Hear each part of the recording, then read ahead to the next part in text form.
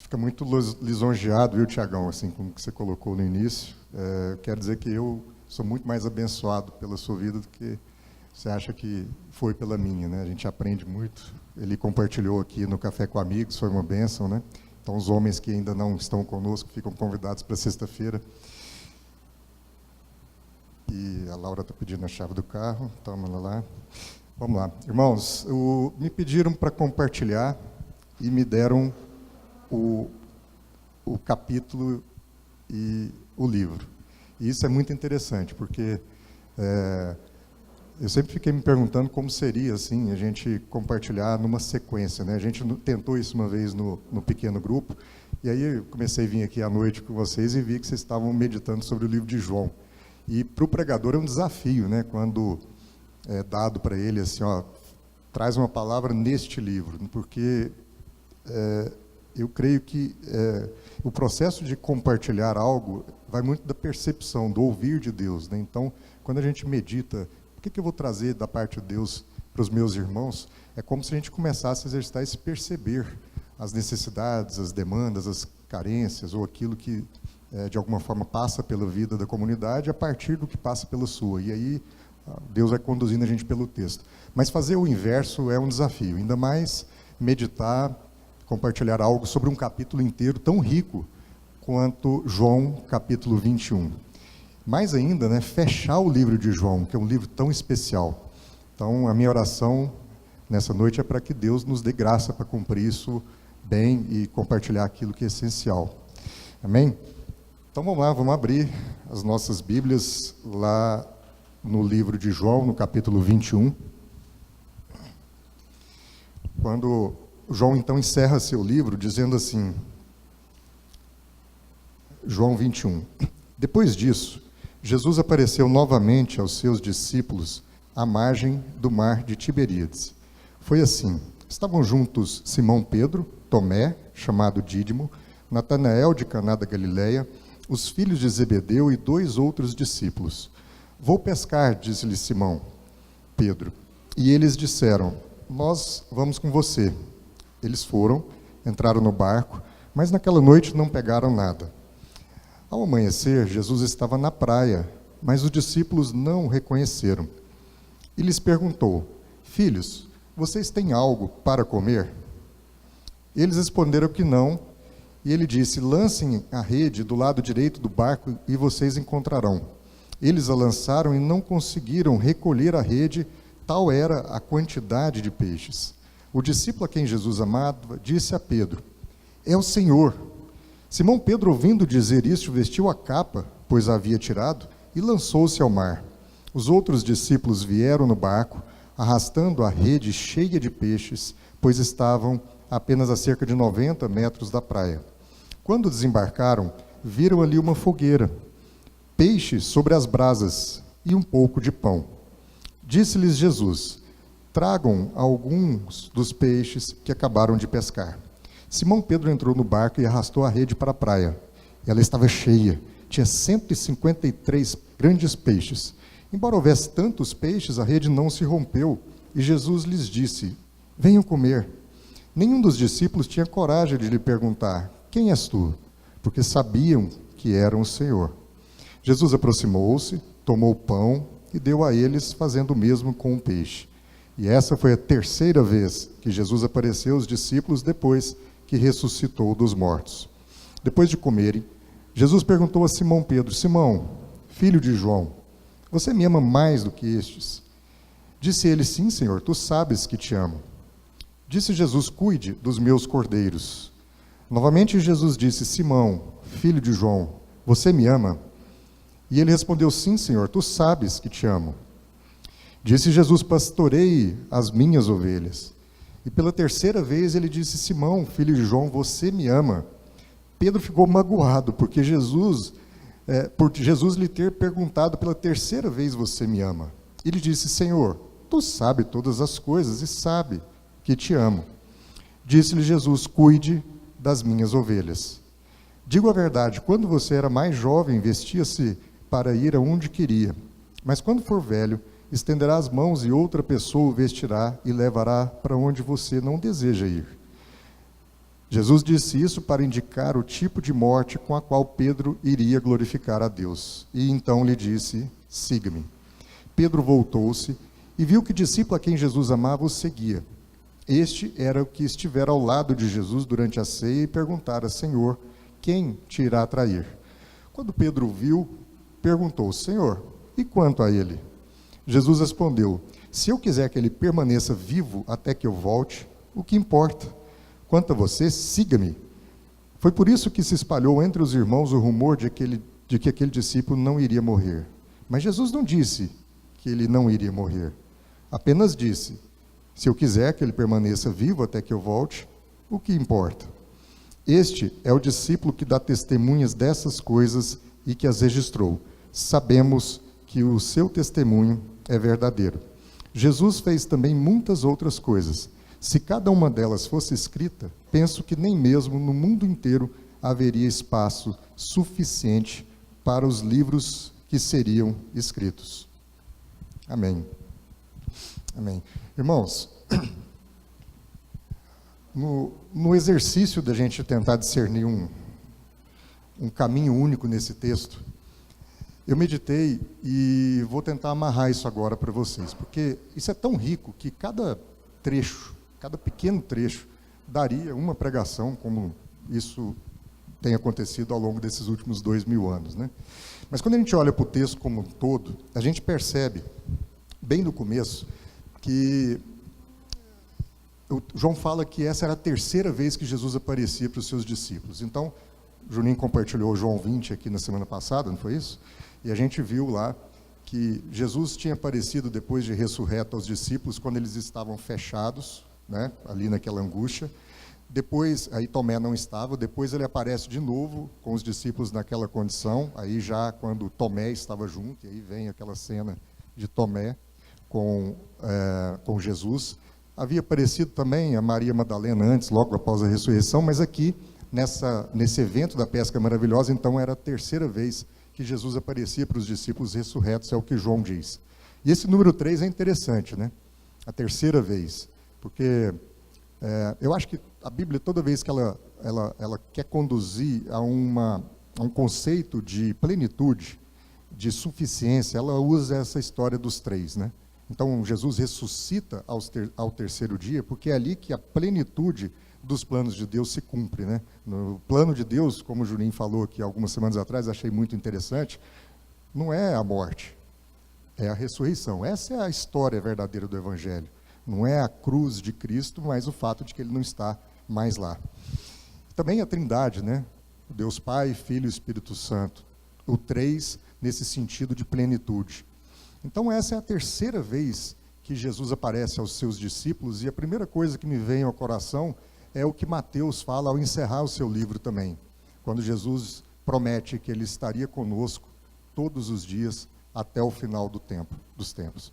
É como se essa fosse a terceira vez que Jesus aparece ressurreto aos discípulos, e essa aparição de Jesus se prolonga ao longo do tempo, e ele aparece para nós hoje, discípulos de Jesus, todos os dias, até o final dos tempos. E aí vem, então, lá a cena que João narra, quando Pedro, então, chama os amigos para pescar, né? Vão pescar, e pegou lá um queijo de trança, um bule de café, arrumou a canoa, juntou a turma, pulou para dentro do barco e saíram para pescar. Pescaram a noite toda, e o texto diz que eles não pegaram nada. Ao amanhecer, eles avistam uma praia, e avistam um homem nessa praia, mas não reconhecem quem é. E aí o homem faz uma pergunta interessante para eles. Ele diz o seguinte: vocês têm algo para comer? E o primeiro aspecto é que fica parecendo, quando você vê essa pergunta de Jesus, e vocês têm algo para comer, que ele estava pedindo comida, né? Eu, pelo menos, a primeira vez que eu li, eu achei, Jesus estava pedindo para os caras comida. Mas o texto mais na frente diz que depois que os discípulos pescam aquele tanto de peixe e voltam e encontram Jesus, eles encontram o fogo e peixe e pão. Então, algum peixe Jesus tinha. Então, quando na realidade Jesus pergunta: vocês têm algo para comer? Jesus não está pedindo, era uma oferta. Era um ensino sobre o repartir, sobre o compartilhar, não era um pedido. Era isso que Jesus estava ensinando. Ele estava ensinando os discípulos a, na sua carência, ter um coração disposto a repartir, a compartilhar. Porque quando você tem esse coração disposto a repartir, a compartilhar, a provisão é uma certeza. E era isso que Jesus estava ensinando. E é curioso isso. Os caras lançam a rede ao mar, pescam um monte de peixe, e quando chegam, o texto diz, já havia peixe sendo preparado. O que Jesus faz é acrescentar àquela refeição os peixes que os discípulos agora haviam pescado. E agora virou um banquete. Amém?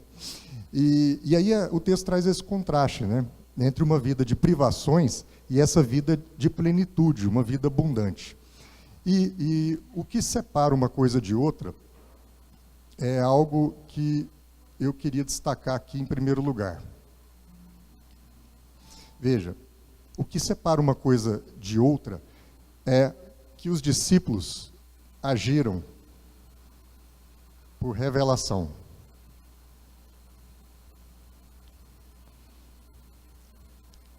Os discípulos haviam saído para pescar, não pescaram nada, chegam para Jesus e Jesus dá uma palavra: joguem a rede para o lado direito.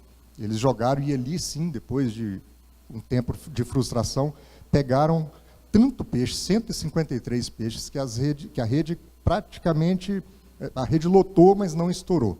E eles fizeram isso porque eles agiram com revelação. E essa, para mim, é a primeira linha mestra do texto.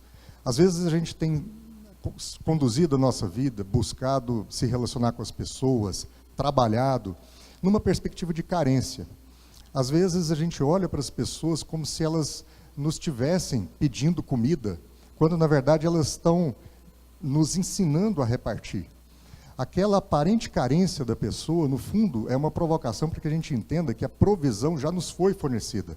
O que a gente precisa é agir por revelação. A revelação, a direção de Deus sobre os caminhos que a gente deve andar, mas em especial sobre onde devemos lançar as nossas redes, é que vai fazer essa diferença entre uma vida orientada por carências e uma vida orientada por abundância, por plenitude. Nessa semana, no pequeno grupo, nós meditamos sobre um texto muito rico. Está lá em Isaías 30. Isaías 30, Deus coloca para a gente que é Ele quem dá o pão das dores e o cálice do sofrimento. Mas que a gente podia ficar tranquilo, porque nós voltaremos a ver o Senhor. E aí ele tem uma parte belíssima. Ele diz que quando quer nós desviemos para a direita, quer nós desviemos para a esquerda, haverá sempre uma voz que vai nos dizer que caminho devemos seguir. Olha que sensibilidade de Isaías. Isso ele está falando do Espírito Santo, muito antes do Espírito Santo ter sido entregue para a gente por Jesus Cristo. Mas ele diz, quer nos desviemos para a direita, quer nos desviemos para a esquerda, haverá sempre uma voz a nos orientar que caminho tomar. Nós temos agido assim, confiado nessa voz, nós temos agido por revelação. Faça uma leitura da sua vida. Você tem caminhado na certeza de que há sempre uma voz te orientando qual caminho seguir? Porque senão, muito provavelmente nós estamos sofrendo a síndrome das redes vazias. A gente tem se empenhado, se esforçado, a gente até se reúne com os amigos para poder empreender coisas, buscar coisas, correr atrás de provisões, como se nós vivêssemos uma carência e não como se nós fôssemos parte de um reino abundante. Mas como a gente não age sob uma palavra, uma direção, uma orientação, como a gente não ouve essa voz que vai sempre nos dizer que caminho seguir, nós temos sofrido, nós temos nos angustiado, nós temos nos entristecidos, porque a gente volta para casa com as redes vazias todo dia. Mas não é isso que Jesus está ensinando. Jesus quer nos ensinar, e João traz isso, que nós devemos sempre ter uma vida guiada por revelação. Mas o grande problema, e aí eu continuo tentando fazer uma conexão única, uma linha mestra no texto, é que Deus revela sempre, mas Ele nem sempre explica as coisas. Porque mais à frente, vem um dilema de Pedro com Jesus. Pedro pergunta algo sobre João, né, o discípulo a quem Jesus amava. João é modesto, né? João vai escrevendo e quando é para falar sobre ele fala o discípulo a quem Jesus amava. Ao invés de falar, eu, né? Estou escrevendo. E aí Jesus fala, se eu quiser, João, se eu quiser esse discípulo vivo, o que importa? Né? Não é isso que o texto fala, a gente leu? Ou seja,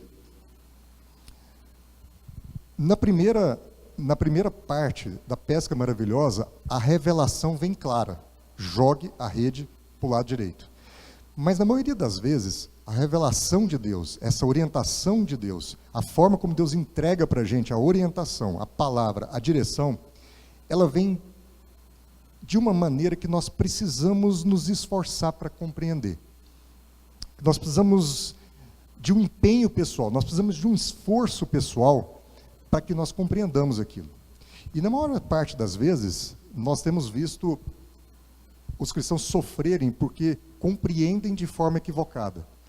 E aí sofrem porque não era bem aquilo que Jesus queria dizer, não era bem aquilo que Deus queria dizer, mas é aquilo que a gente compreende, né? Porque o texto diz, que lá no verso 23, que Jesus fala, 22, se eu quiser que ele permaneça, o que importa? Aí no 23, João fala, foi por isso que se espalhou entre os irmãos o rumor de que aquele discípulo iria morrer. Mas aí João mesmo explica, mas Jesus não disse que ele iria morrer. Ele só disse que se quisesse que ele permanecesse vivo, ele permaneceria. Percebem? Muitas vezes a revelação tem sido entregue e as heresias são criadas em cima daquilo que nós ouvimos de Deus. Porque nós ouvimos de Deus algo que não está tão claro como estava no evento da pesca maravilhosa. Joga a rede para a direita só tem uma, eu joguei e a coisa aconteceu. Na maior parte das vezes, a revelação vem de uma maneira mais elaborada. E a gente percebe, a gente é rápido para poder criar interpretações e a gente começa a criar as nossas próprias heresias diante da palavra de Deus. Jesus disse uma coisa, os discípulos passaram a olhar o João como o imortal. Jesus disse que esse cara não ia morrer. E provavelmente, o João viveu com essa realidade, de que ele era o imortal, porque Jesus disse que ele era imortal. Até o dia que João também morreu. Aí a turma viu que aquela teologia estava equivocada. Quem está entendendo o que eu estou dizendo aqui? E João, nos seus últimos dias, escreve para a gente um livro de revelação, Apocalipse. E depois ele morre, mostrando que não. O que Jesus tinha dito não era que ele não ia morrer. Ele só tinha dito que, se ele quisesse que ele vivesse para sempre, ele viveria. Percebe? Mas por que Deus faz isso? Porque se a revelação de Deus fosse clara todas as vezes, isso anularia a nossa fé. Não é? Se a gente... Pensa você na sua escola, né? Se a prova já viesse pronta, você nem iria para a escola. Não é? Se você quiser ser um advogado, né, Tiago, e de repente a gente pudesse implantar todo esse conhecimento na nossa cabeça, a gente não iria para a faculdade, porque as coisas estariam prontas. Agora pensa uma vida assim. Pensa você aprender sobre o amor de Deus com tudo muito claro, com tudo sempre do tipo, jogue a rede para o seu lado direito. Muito provavelmente você ia rejeitar esse amor, porque o amor que nós experimentamos da parte de Deus, ele é aprendido em meio a crises. Nas crises desse amor é que nós vamos nos aproximando de Deus. Essa é a nossa dinâmica, porque nós somos seres humanos que sofremos os efeitos de uma queda, de uma separação com Deus. E todo o nosso movimento a partir de Cristo Jesus é buscar essa reconciliação, essa reconexão com o divino, com o eterno. Então, por isso que Deus tem essa dinâmica, né, de nos explicar às vezes, mas deixar que a gente tenha sempre essa reflexão. Ele nos convida a refletir, ele nos convida a desenvolver uma consciência de pertencimento.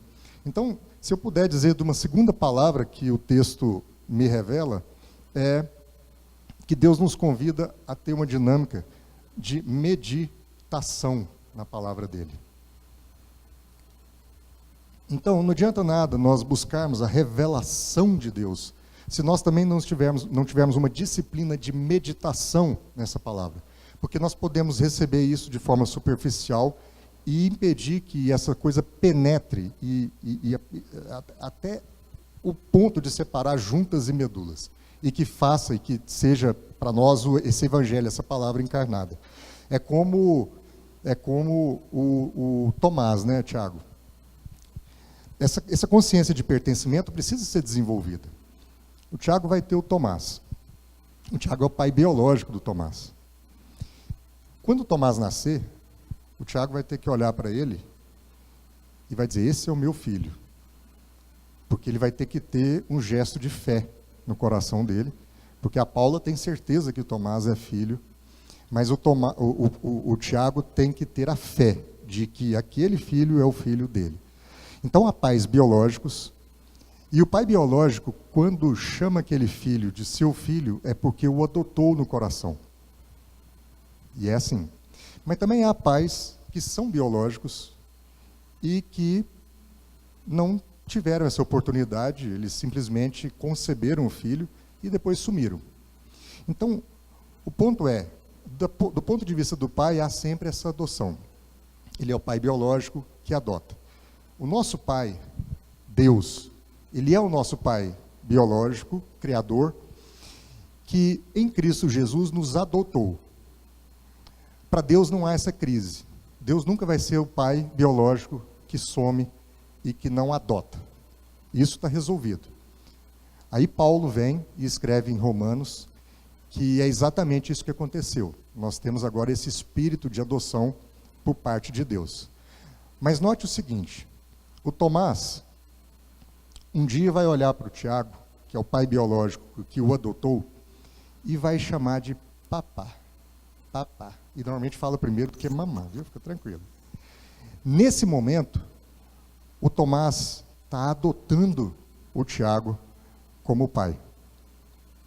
Em alguns momentos, sob a perspectiva do filho, o pai biológico some, o filho não conhece, e o filho agora recebe um pai adotivo. E esse pai adotivo é o que o filho traz no coração. De modo que para alguns que são órfãos de pais vivos, existe isso. O cara é um filho de um pai adotivo, um filho adotivo, e eles têm notícia de que tem um pai biológico, mas se o pai biológico aparecer na frente dele, ele não tem essa conexão, porque ele não adotou no coração. A gente não conhece histórias assim. Então, o pertencimento que Deus trabalha a partir dessa meditação na palavra dele, pela revelação que nos é entregue, é para que os filhos se entendam pertencentes à família de Deus. Porque para o pai está resolvido. Deus é o nosso pai biológico, o Criador, e Deus nos adotou. No coração dele está resolvido. Mas olha que curioso, quando Paulo conta essas histórias em Romanos 8, são os filhos que falam, Abba, Pai. É o filho que tem que fazer o movimento de receber Deus no coração. Para Deus, está tudo certo. Ele é o pai biológico, o Criador, que nos adotou no coração dele. Mas é preciso que nós, as crianças de Deus, viremos para ele e falamos, papai, papai. Que a gente reconheça essa filiação no nosso coração. E esse é o grande drama. Nós temos feito isso. A gente reconhece essa filiação da parte de Deus, ou a gente fica baseado em revelações equivocadas, a gente fica baseado na rasura de não meditar sobre a palavra de Deus, e por causa disso a gente sempre fica percebendo Deus como um pai meramente biológico, mas a gente não adota no coração. É como se o Tiago e o Tomás, daqui a pouco o Tomás olhasse para o Tiago, que já o adotou no coração, e fosse frio com relação a ele. Não tivesse qualquer conexão em relação ao pai. Porque o pai tem uma relação com o filho de adoção, mas o filho também adota o pai no coração. Amém? E aí, se eu tenho que trabalhar por revelação, e se essa revelação precisa sofrer uma meditação no meu coração, a gente chega para uma parte do texto que eu queria que a gente meditasse para encerrar. É quando vem esse diálogo estranho de Jesus com Pedro, quando Pedro Jesus vira para Pedro e fala: Pedro, você me ama? Aí ele fala: sim, Senhor, eu te amo. Ele fala: então, cuida dos meus cordeiros. Aí Jesus vai e repete a pergunta: Pedro, você me ama? Aí Pedro fala: eu amo, Senhor, eu amo. Pois é, então pastoreie as minhas ovelhas.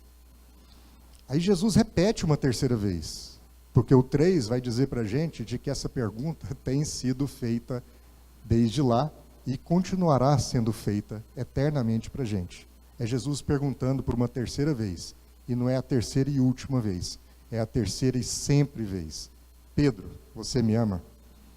Pedro fica bravo, porque a gente fica bravo com essa insistência de Deus de querer mostrar para a gente que já nos adotou e que agora quer que ele seja adotado pelo nosso coração. Pedro fala: eu te amo, Senhor. Ele fala: então, cuide das minhas ovelhas.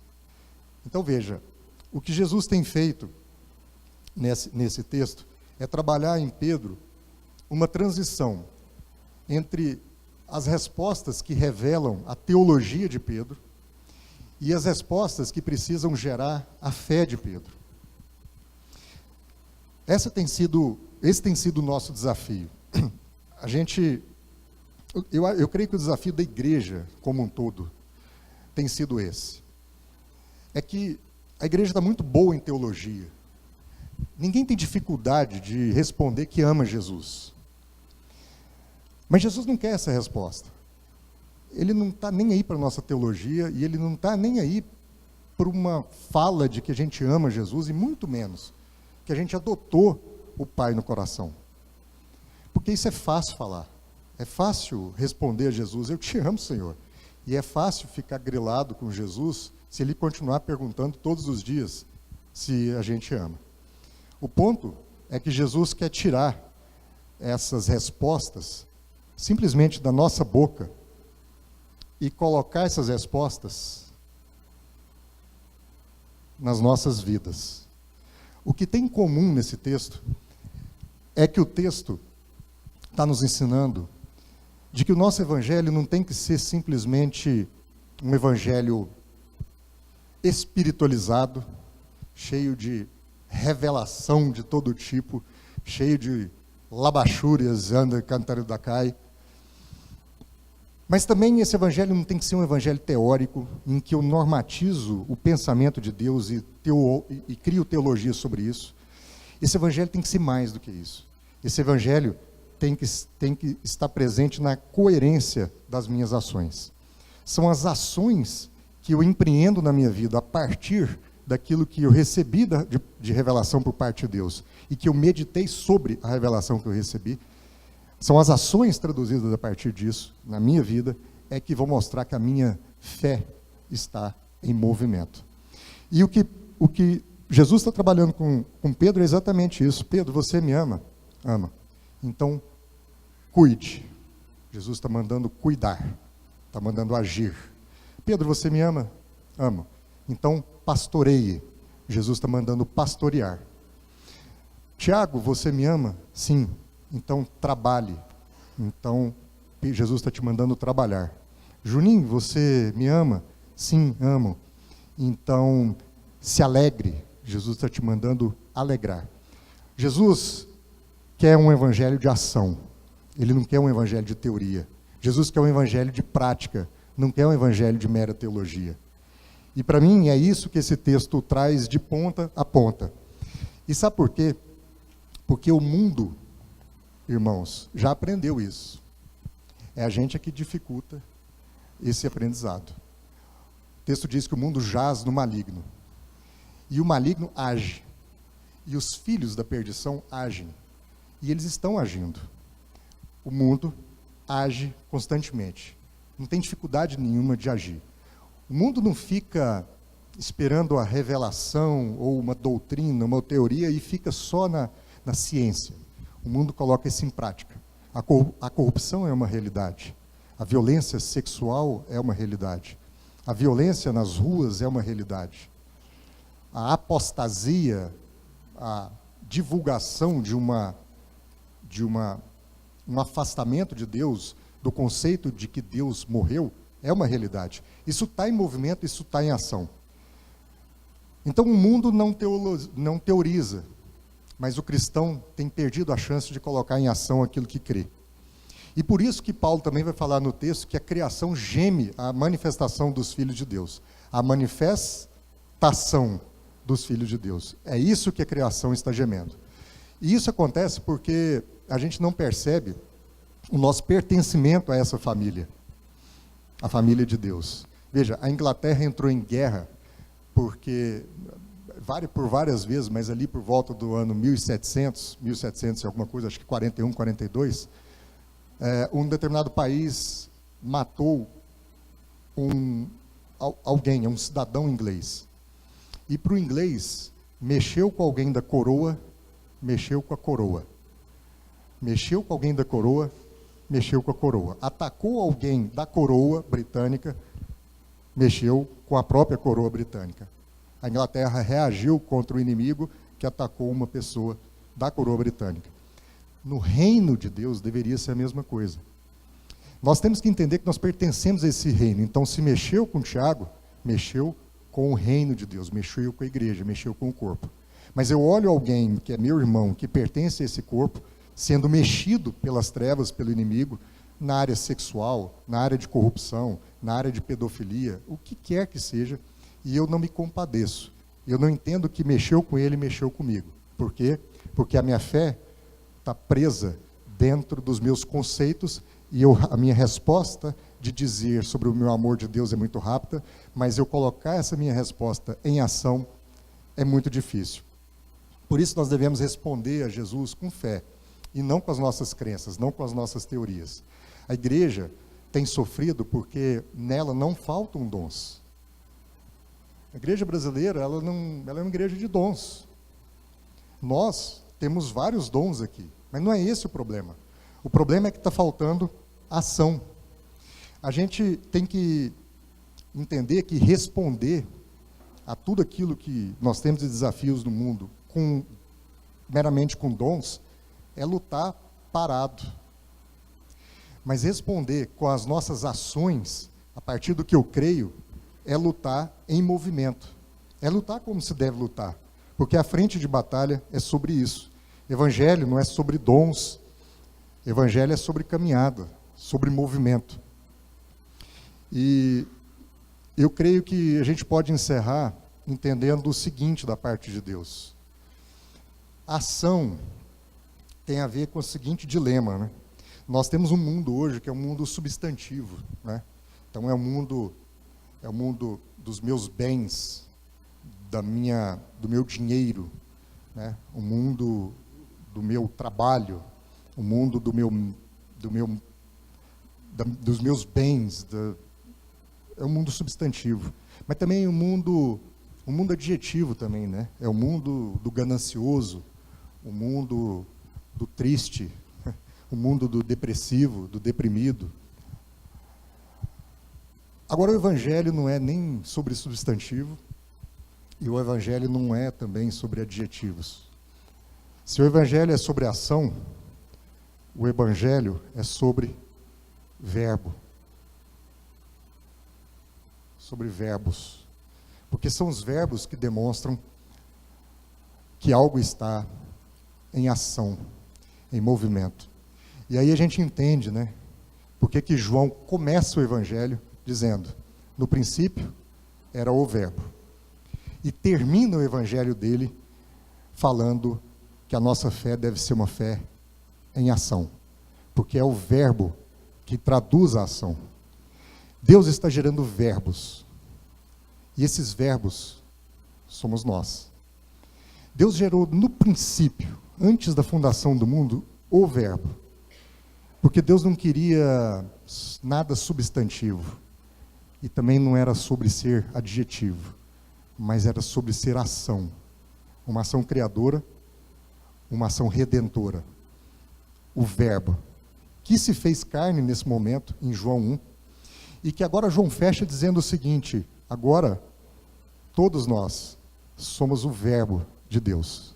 Porque sobre nós foi derramado o Espírito Santo para que nós agora carreguemos essa identidade de verbos. Então, qual verbo você é? Você é o cuidar? Você é o amar? Você é o se alegrar? Você é o repartir? Você é o doar? Você é o compartilhar? Qual verbo você é? João começa e termina falando sobre a ação. O verbo se fez carne e habitou entre nós. E esse verbo vira para Pedro, um símbolo de todos nós, e diz: seu evangelho não tem que estar só na sua boca. Seu evangelho tem que ser um verbo. Nós temos que ser conjugados por Deus. Se você é o verbo cuidar, cuide. Se você é o verbo trabalhar, trabalhe. Se você é o verbo compartilhar, compartilhe. Permita-se ser conjugado por Deus, porque Deus adotou você. Deus me adotou. Se a gente reconhecer a nossa adoção em Deus, nós reconhecermos que para Ele está resolvido, a gente vai se permitir ser conjugado por Deus. E aí, o mais estranho, mas o que faz a gente entender tudo isso, é o final do livro de João, que ele coloca que livros não comportam descrever todas as ações de Jesus. E por que será que ele coloca isso? Eu creio que ele coloca isso porque aquele verbo que executou muitas ações em 3 anos de vida, essas ações foram tantas e não podem ser escritas num livro, porque agora são bilhões de verbos que continuam a executar bilhões e trilhões de ações no mundo que jaz no maligno, e essas ações nunca vão poder ser mesmo escritas em livro algum. Por isso João termina falando de registros de ações que seriam impossíveis de caber no livro, mas são plenamente possíveis de caber nas realidades, porque agora cada um de nós aqui é um verbo que executa uma ação, e uma ação, e uma ação, e uma ação. O registro dessas coisas não vai ser físico, o registro dessas coisas vai ser na propagação do Evangelho, o testemunho que vai se espalhando, como disse C.S. Lewis, uma boa infecção. Que você seja um verbo, que eu seja o verbo, que possa infectar as outras pessoas, para que essas coisas não precisem ser escritas em livro mesmo não, mas que elas passem de boca a boca, um a um, até chegar aos confins da terra. Amém? Curva a sua cabeça, vamos ter uma palavra de oração. Senhor Deus, nós te louvamos porque o Senhor providenciou o verbo, a palavra, o verbo que foi conjugado antes da fundação da terra, o verbo que se chama amor, e que dá origem a todos os outros verbos que a gente possa imaginar e que traduzem ações que no fundo são derivadas desse verbo primitivo, originário, o verbo amor. Se eu me colocar disposto a ser o verbo cuidar, eu cuido porque eu amo. Se eu for o verbo compartilhar, eu compartilho porque eu amo. Se eu for o verbo trabalhar, eu tenho que trabalhar porque eu amo. O verbo que se fez carne é o amor, mas ele nos ensina agora a ser uma multidão de verbos agindo e atuando neste mundo caído. E quem mexer com esse verbo, um pequeno verbo, neste reino, mexeu com o reino inteiro, mexeu com o reino do amor. Que a gente possa, como verbo, sair das nossas teologias, das nossas teorias, do nosso simplesmente falar que ama, mas não amar, falar que ama, mas não agir. Que nós possamos sair dessa postura e possamos entender que o Evangelho, ao ser encarnado em nós, tem que ser traduzido em ação. A ação é verbo. O verbo que se fez carne derramou essa mesma identidade em mim, que agora posso ser um verbo como ele foi. Posso ser semelhante a ele, posso comunicar as mesmas virtudes que ele comunicou, o teu Filho, Cristo Jesus. Obrigado, Pai, por não deixar dúvida alguma de que o Senhor é nosso Pai biológico, porque é o Criador, mas também que fez esse movimento por nos adotar no teu coração e deixar isso imutável, para que agora nós tenhamos a condição de decidir se a gente te adota ou não como Pai. E o Senhor deixa isso livre, porque alguns vão escolher não te adotar como pai e ficar preso apenas à circunstância de que tem um Criador, que são as meras criaturas. Mas outros, e por favor, Pai, permita que a gente esteja nesse segundo grupo, vão te adotar como pai. E aí vão ter a consciência de pertencer a essa família, a esse reino, e, portanto, repartir e fazer com que a expansão desse reino seja constante, que a gente possa atingir o ponto revelado nas Escrituras de toda criatura conhecer o Senhor, para que a gente receba o Senhor de volta entre nós. É o que te pedimos em nome de Jesus. Amém.